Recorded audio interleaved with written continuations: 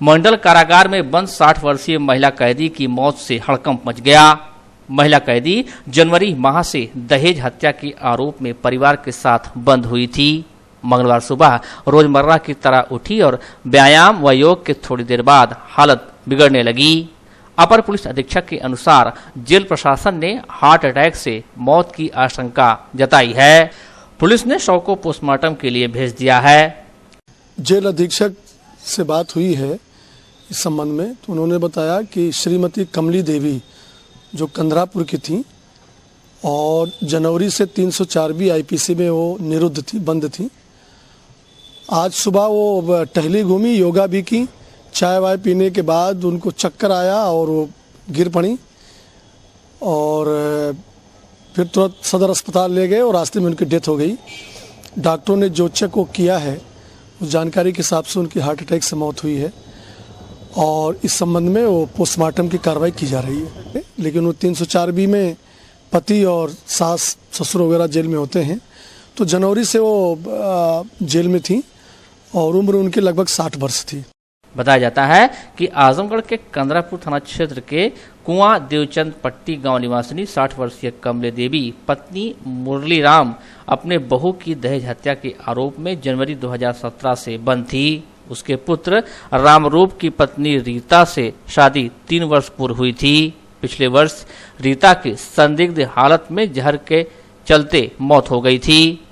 मायका पक्ष ने सास कमली, ससुर मुरली, पति रामरूप, देवर सिंहासन, ननद संध्या व शशिकला के खिलाफ मुकदमा दर्ज कराया था। पति फिलहाल हाजिर नहीं हुआ है, जबकि पुलिस ने अन्य सभी परिजनों को जेल में बंद कर दिया। कुछ दिन पहले दोनों बहनों को जमानत मिल गई थी।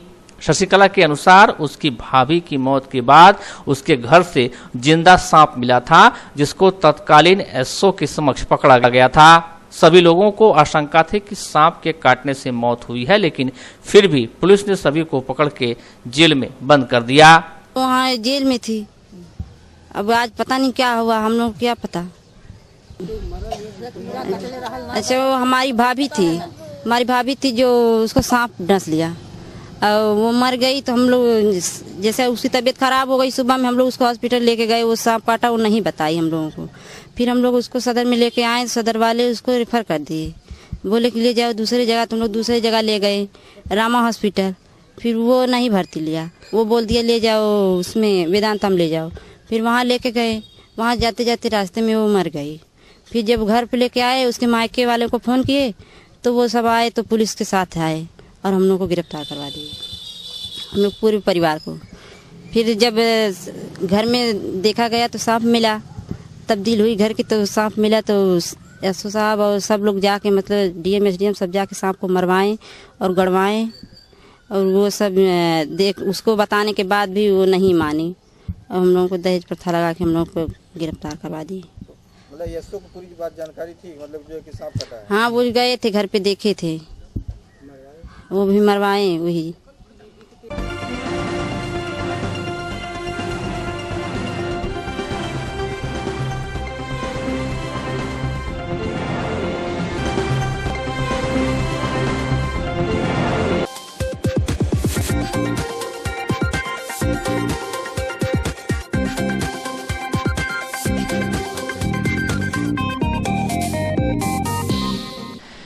शासन की मंशा के अनुरूप मंगलवार को जिले की सभी तहसीलों पर तहसील दिवस का आयोजन किया गया।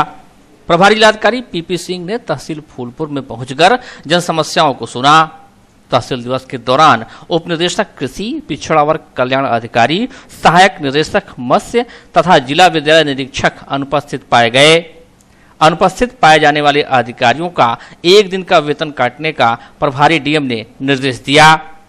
तहसील दिवस में कुल 59 शिकायती आवेदन पत्र प्राप्त हुए, जिसमें से राजस्व के 28, पुलिस विभाग के 11, विकास के 6, शिक्षा विभाग के 2 तथा अन्य 12 शिकायती पत्र प्राप्त हुए, जिनमें से 3 का मौके पर निस्तारण कर दिया गया।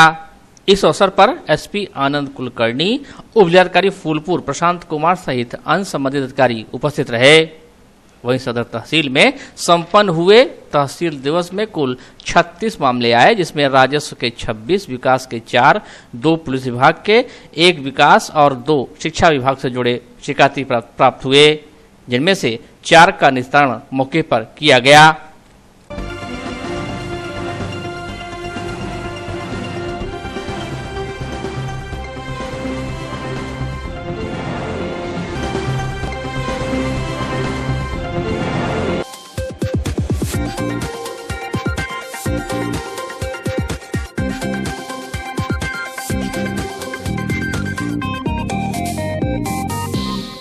पारा जैसे जैसे बढ़ता जा रहा है, पानी के दर्शन वैसे वैसे दुर्लभ होते जा रहे हैं। जी हाँ, नगर क्षेत्र में रहने वाले लोगों, आम जनता और राहगीरों के समक्ष पेयजल का संकट तेजी से बढ़ रहा है।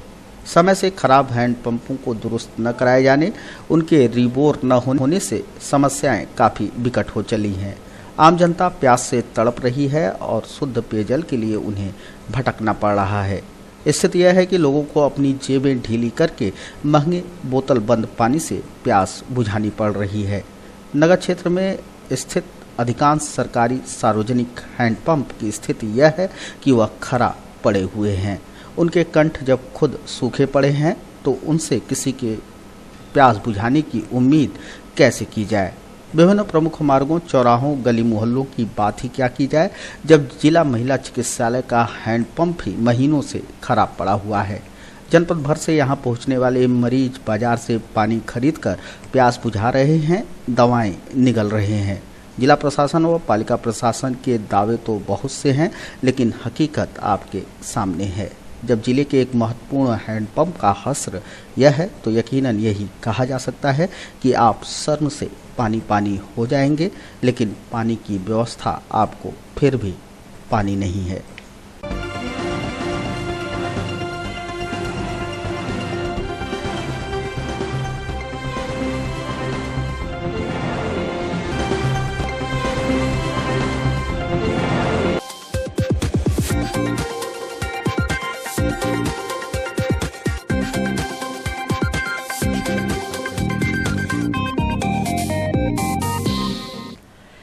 शहर के सिधारी इलाके में इन दिनों चोरों का आतंक है।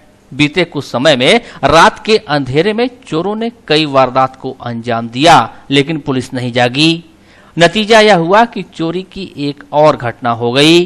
जी हां, मऊ रोड सिधारी पर स्थित सिदरा केक महल नामक दुकान का ताला तोड़कर चोरों ने कैश काउंटर में रखे 25,000 रुपए नकदी पर हाथ साफ कर दिया। किराना व गिफ्ट की इस दुकान में रखे किसी अन्य सामान को चोरों ने हाथ तक नहीं लगाया। दुकान मालिक मोहम्मद शाहिद को चोरी की जानकारी मंगलवार सुबह हुई। पीड़ित दुकानदार ने चोरी की तहरीर सिधारी थाने पर दे दी है। एक किराना और गिफ्ट वगैरह आइटम, केक वगैरह सारे चीज़ बिकता है। यह चोरी हो गई है रात में। हमको सुबह में 7 बजे मालूम पड़ा है। ताला टूट गया है। एक लड़का फ़ोन किया तो हमने आया कि देखा तो हमारा ताला वाला टूटा हुआ था। देखे तो हमारा गल्ला गायब हो गया है। 25,000 रुपया था, उसमें से गायब हो गया है। पुलिस को सूचना दिया? हाँ, पुलिस को सूचना हमने दिया है। उन्हें इस पर कार्रवाई की जाएगी। बस हाँ, आए थे, देख के चले गए। किस पे शक है? ऐसा कुछ शक वगैरह हमको किसी पे नहीं, किसी हमारी दुश्मनी तो है नहीं या किसी से नहीं। सामान वगैरह नहीं गायब हुआ, सिर्फ कैश रहने की वजह से कैश उनको मिल गया, कैश लेके चले गए, इसलिए सामान कोई चीज़ भी नहीं छुए। हुई है ना? चोरी दो तीन लोग को चोरी हुई है सुना जाता है। हाँ, 1 महीने के अंदर ही में सब हुआ है। लगातार हाँ, पुलिस लगातार चोरियाँ होती जा रही है। एक्शन नहीं ले रही पुलिस। हाँ।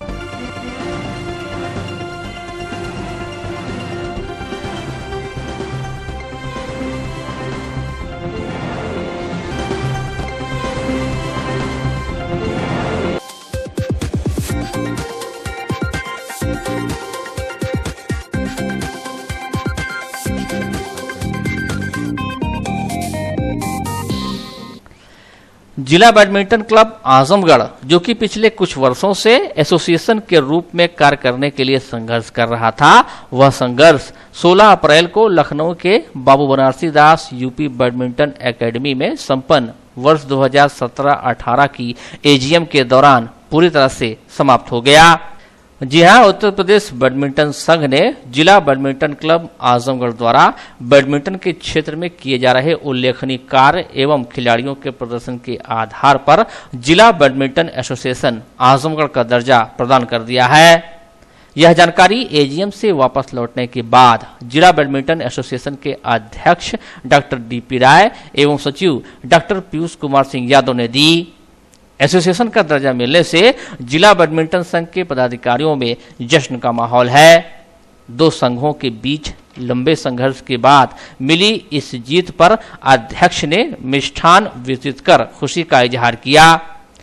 उन्होंने बताया कि कुछ लोग जिले के छोटे छोटे बच्चों को गुमराह करने में लगे थे, लेकिन उत्तर प्रदेश बैडमिंटन संघ के इस निर्णय से यह तस्वीर साफ हो चुकी है कि आजमगढ़ में आधिकारिक रूप से बैडमिंटन खेल के विकास में कार्य करने एवं खिलाड़ियों को प्रदेश, अखिल भारतीय और राष्ट्रीय प्रतियोगिताओं में हिस्सा लेने के लिए जिला बैडमिंटन एसोसिएशन ही विधिक रूप से सक्षम है। दिनांक 16 अप्रैल 2017 को लखनऊ में बाबू बनारसी दास एकेडमी में 2017-18 की जो एजीएम की मीटिंग हुई, उसमें आजमगढ़ में जो दो क्लब यहाँ रन कर रहे थे, एक जिला बैडमिंटन क्लब और एक डिस्ट्रिक्ट बैडमिंटन क्लब, उसमें गुण दोष के आधार पर किसने कितना खिलाड़ियों के लिए काम किया, बैडमिंटन के क्षेत्र में किसने कितना काम किया, इन सब चीज़ को देखते हुए एजीएम में आजमगढ़ जिला बैडमिंटन क्लब को आजमगढ़ जिला बैडमिंटन एसोसिएशन आजमगढ़ के रूप में मान्यता प्राप्त की गई। सभी उहापोह खत्म हो गए।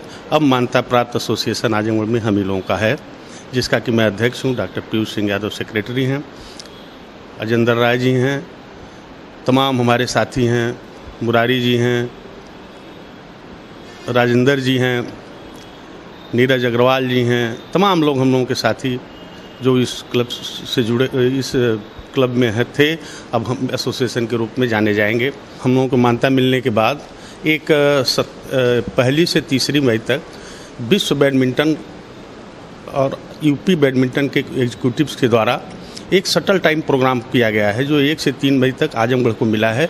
इसमें 35 विद्यालयों के जो शारीरिक शिक्षक हैं और जो गेम उसके जो प्रशिक्षक हैं, वो बच्चों को लेकर के सर्वोदय पब्लिक स्कूल में 1 से 3 मई तक एक प्रशिक्षण का कार्यक्रम, विदेश से कोच आ रहे हैं, जिसमें बच्चों को बैडमिंटन का प्रशिक्षण दिया जाएगा।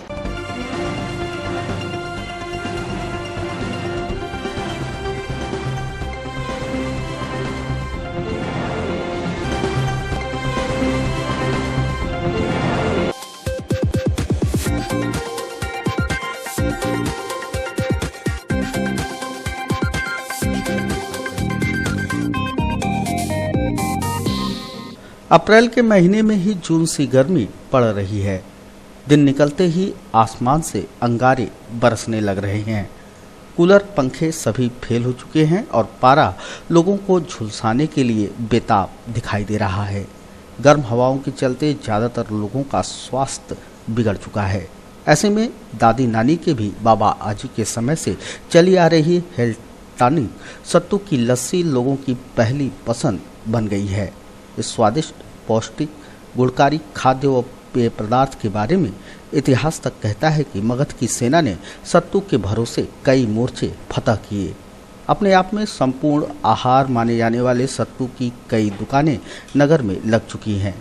लू के बाण चलाते इस गर्म मौसम में सत्तू ढाल बनकर लोगों की रक्षा कर रहा है। कलेक्ट्री कचहरी क्षेत्र स्थित एक दुकान में सत्तू लस्सी का सेवन कर रहे ग्राहकों ने बताया कि गर्मी में सत्तू का सेवन लाभकारी है। धूप, लू से बचाने के साथ साथ यह पेट के लिए भी काफ़ी फायदेमंद होता है। सतुआ आरामदायक तो है ही है, पेट के लिए, शरीर के लिए आरामदायक तो ही है।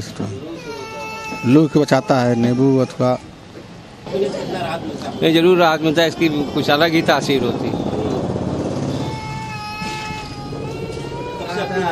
अरे अब कई सालों से पिया जा रहा है। क्या लाभ देता है? अरे पेट का डाइजेशन, धूप से बचाता है, लू से बचाता है, सब है। दशकों से सत्तू लस्सी की दुकान कलेक्ट्री कचहरी क्षेत्र में लगाने वाले दुकानदार श्रीकांत गुप्ता ने बताया कि सत्तू गर्मी से बचाव का रामबाण इलाज है। ये तो करीब 10 साल से ज़्यादा ही हुआ होगा, 10 साल से ऊपर हो गया। अब मार्च से लगाते हैं, तो ये मार्च में जब अप्रैल में थोड़ी गर्मी बढ़ती है तो 2-3 महीना दुकानदारी से रहती है, फिर बरसात में कम हो जाती है। ये चने का भुना हुआ चने का सत्तू है, उसमें पुदीने की चटनी है, प्याज है, नींबू डाल के इसको, और वो मसाले वाला नमक जो होता है जीरा वाला, उसको काला नमक, ये मिला के देते हैं लोगों को। अब गर्मी से बहुत राहत मिलती है। अब इसके पीने से बता दें, प्यास भी लगती है और पानी पीना भी जरूरी है गर्मी में, और गर्मी लोग का असर कम होता है। ये है अनाज भी है, थोड़ा ज़्यादा पी लेंगे तो पेट भी भर जाता है और आराम से लोग दिन भर फ्री रहते हैं पी के।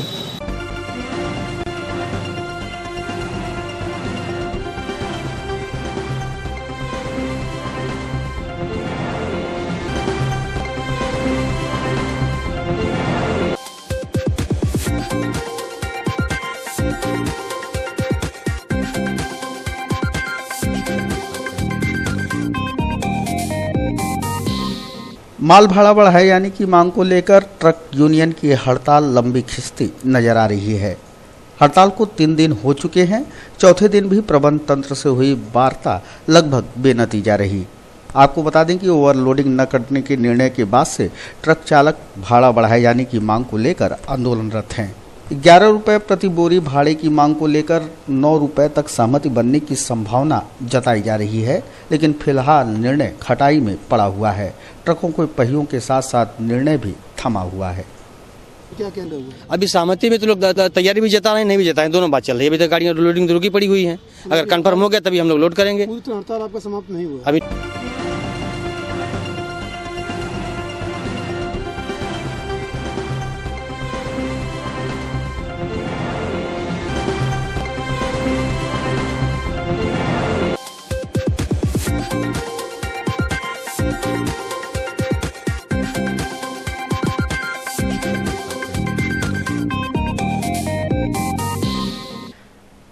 जिला मजिस्ट्रेट पीपी सिंह ने बताया कि जनपद में पॉलिटेक्निक संस्थाओं में चल रहे विभिन्न डिप्लोमा इंजीनियरिंग पाठ्यक्रमों एवं अन्य पाठ्यक्रमों, pharmacy, modern office management and secretarial practice, कृषि इंजीनियरिंग आदि में प्रवेश हेतु संयुक्त प्रवेश परीक्षा परिषद उत्तर प्रदेश द्वारा 23 अप्रैल को दोनों पारियों में परीक्षा संपन्न कराई जाएगी। प्रथम पाली की परीक्षा प्रातः 9 बजे से 12 बजे तक तथा द्वितीय पाली की परीक्षा 2:30 से 5:30 तक होगी। परीक्षा को सकुशल संपन्न कराए जाने के लिए परीक्षा केंद्रों पर एक स्टैटिक मजिस्ट्रेट नियुक्त करने तथा परीक्षा केंद्रों के नियमित भ्रमण और निरीक्षण की दृष्टि से एक पीसीएस अधिकारी की तैनाती की गई है। उन्होंने बताया कि जनपद में कुल प्रथम पाली में 27 परीक्षा केंद्र बनाए गए हैं तथा द्वितीय पाली में कुल 4 परीक्षा केंद्र बनाए गए।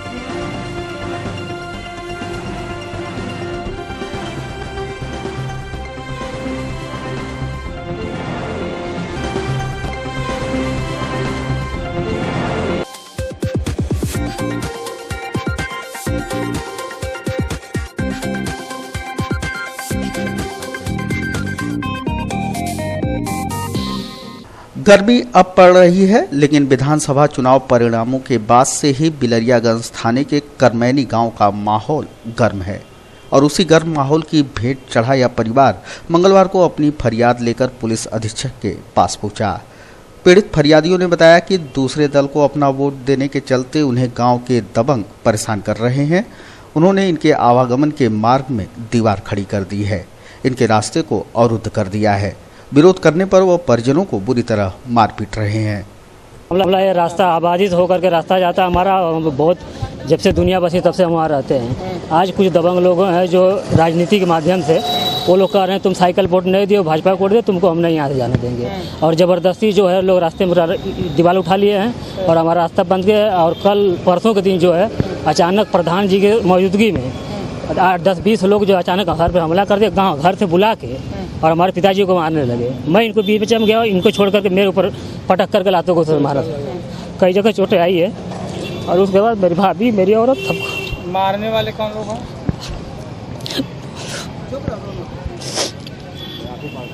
मारने वाला ग्यासू पहला सुबह ग्यासू के जहांगीर, अब्दुल हई, उनके पुत्र हौसल, शाहरुख, जावेद और नौशाद, इतने लोगों ने मिल के मारा है।